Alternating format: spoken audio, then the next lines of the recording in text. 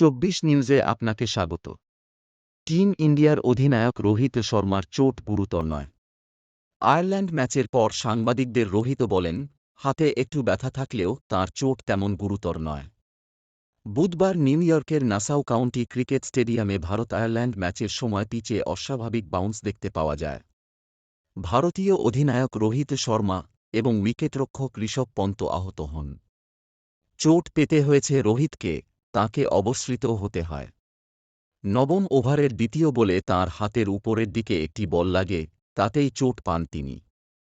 চোটের কারণে দশম ওভারের শেষ বলে মাঠ ছাড়তে হয় তাঁকে।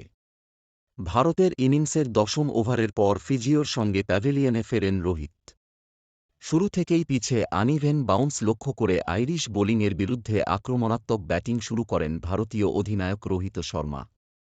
অসাধারণ হাফ সেঞ্চুরির ইনিংস খেলেন রোহিত। 4টি 4 ও 3টি ছক্কা হাঁকান তিনি। ইনজুরির কারণে রোহিত যখন অবসর নেন, ভারতের জয়ের জন্য দরকার ছিল মাত্র 2-1 রান।